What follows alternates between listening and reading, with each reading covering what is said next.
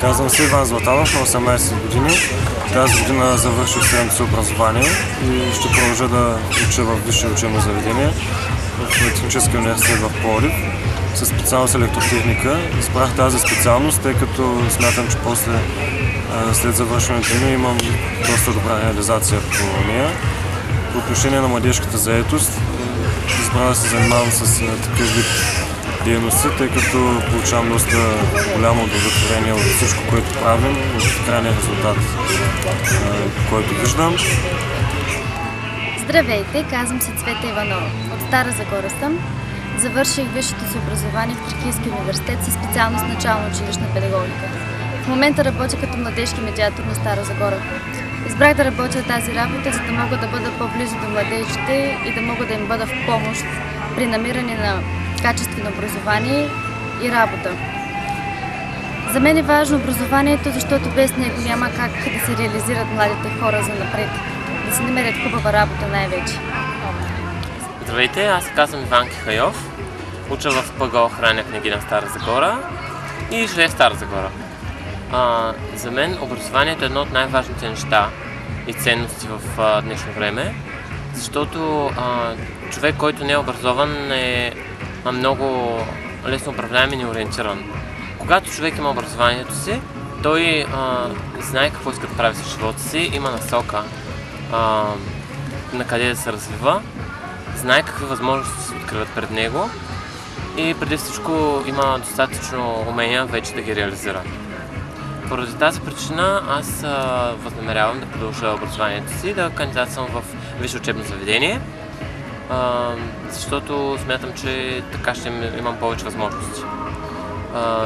Човек трябва да се стреми да се образова през целия си живот, но въпреки това масово явление е, че хората смятат, че не е нужно да ходят на училище или да се образуват по какъвто и да е начин.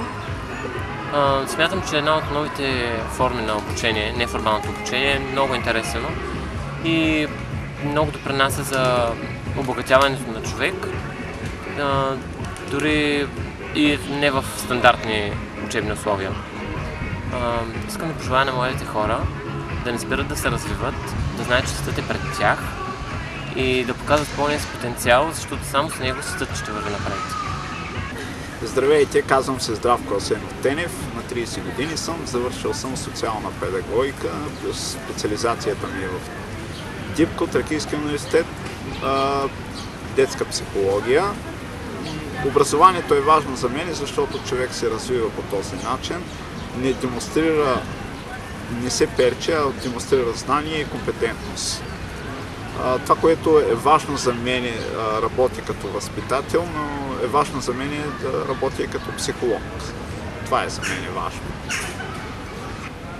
Здравейте, казвам се Даниил Михайлов, ученик в ПМГ Гео Милев, 12 клас. За мен образованието е много важно нещо, тъй като в момента технологиите и науките напредват изключително бързо и за да няма застой след това са нужни нови кадри, естествено. Абсолютно трябва да се подготвят нови ученици, които да продължат работата на сегашните. И това е някакси по-голямата схема, за мен е всъщност по-важно, просто да си има добре платена работа.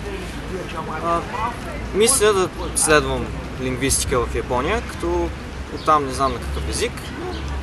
Звучи като нещо интересно, което професията след това ще е или професор, или учител. Името ми е Мария Димитрова Стоянова, на 18 години съм и уча в гимназия с преподаване на чужди езици Ромей Ролан.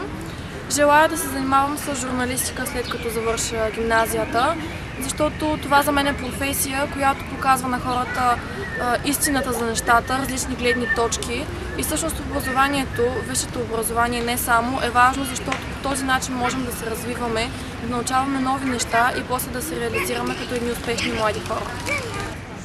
Здравейте, казвам се Ивелина Кирилова Петрова, 18 години, уча в Търговска гимназия Княз Симеон Търновски. Тази година ми е последната учебна година. Все още не знам с какво искам да се занимавам. Затова смятам да проуча пазара на труда, да видя коя професия е удачна за мен и с която мога да се занимавам и за бъдеще, която да е подходяща и да върша с удоволствие. И това е. Смятам, че образованието е важно, защото без него няма как да се реализираме и няма как да успеем. Здравейте, казвам се Радина. Трети курс завършим в УНСС, специално за страховане. Преди това в Търговска гимназия Княз Симеон Търновски учих. Избрах да продължа със същата специалност, тъй като смятам, че това в България има доста голямо бъдеще за развитие. Също така смятам относно пазара на труда за младите хора, че предимно не им се дава шанс, тъй като нямат опит. Но все пак, въпреки всичко, смятам да се боря за това и да се развивам в България. Здравейте, казвам се Ваня и съм на 18 години. Учих в училище Стел Васил Левски и сега завърших 12 клас. Ще бъда студентка в Хранително-вкусовия университет с моята любима специалност, която така или иначе си бях избрала от преди. И се надявам тази специалност да ми помогне за в бъдеще, както ми помогне училище до една степен, но се надявам в университета да бъде по-приятно и с повече приятни предмети, които на мен да ми харесват. Здравейте, казвам се Нитко и уча в СОУ Васил Левски. 10 клас съм в момента и аз знам какво да уча. За мен образованието е полезно, има своите хубави страни, но според мен трябва да се извършат някакви промени. И трябва учениците да избират какво да учат и в каква насока да се движат, а не да им налагат всички останали предмети, които не са заинтересовани чак толкова много към тях. Според мен образованието е много хубаво изграждащо.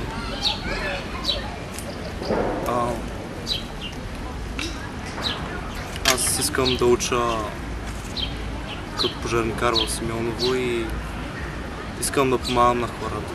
За мен това е моята цел и това са моите приоритети. Да давам на хората.